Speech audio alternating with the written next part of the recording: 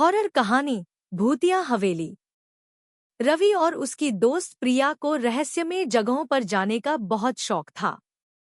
उनके शहर के पास एक पुरानी उजड़ी हुई हवेली थी, जिसके बारे में कहा जाता था कि वहां जाने वाले कभी वापस नहीं आते।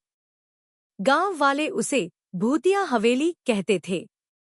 एक रात रोमांच की तलाश में रवि और प्रिया उस हवेली में जाने का फैसला करते हैं। उनके पास एक टॉर्च और मोबाइल था, लेकिन वहां नेटवर्क नहीं था। जैसे ही वे अंदर गए, एक अजीब सन्नाटा था। लकड़ी की दरवाजे चरमराने लगे और ठंडी हवा का एक झोंका उनके चेहरे को छूकर गुजरा। अचानक एक कमरे से धीमी धीमी सरसराहट की आवाज आई। प्रिया ने टॉर्च जलाकर देखा तो वहां पुरानी तस्वीरें टंगी थीं। उनमें से एक तस्वीर में उन्हें खुद की झलक दिखी, जबकि वह तस्वीर कई साल पुरानी लग रही थी। जैसे ही रवि ने तस्वीर छुई, दरवाजा जोर से बंद हो गया।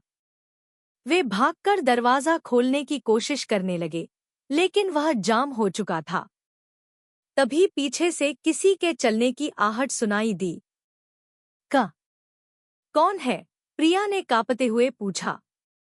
कोई जवाब नहीं आया, लेकिन टॉर्च की रोशनी में उन्होंने देखा एक सफेद साड़ी पहने महिला हवा में तैर रही थी। उसकी आंखें गहरी, काली और खाली थी। रवि ने प्रिया का हाथ पकड़ा और दरवाजे पर जोर से धक्का दिया। अचानक हवेली के अंदर हंसी की गूंज उठी। तुम अब यहां से नहीं जा सकते, एक डरावनी आवाज आई। अचानक दरवाजा खुद ब खुद खुल गया। वे भागते हुए बाहर निकले, लेकिन जैसे ही उन्होंने मुड़कर देखा, हवेली गायब हो चुकी थी। गांव लौटने के बाद उन्होंने उस हवेली के बारे में बुजुर्गों से पूछा। एक बूढ़े आदमी ने कहा, वो हवेली तो 50 साल पहले जल गई थी। वहां अब कुछ नहीं है। लेकिन रवि की जेब में अब भी वही पुरानी तस्वीर थी, जिसमें उनकी छवि अब भी कैद थी।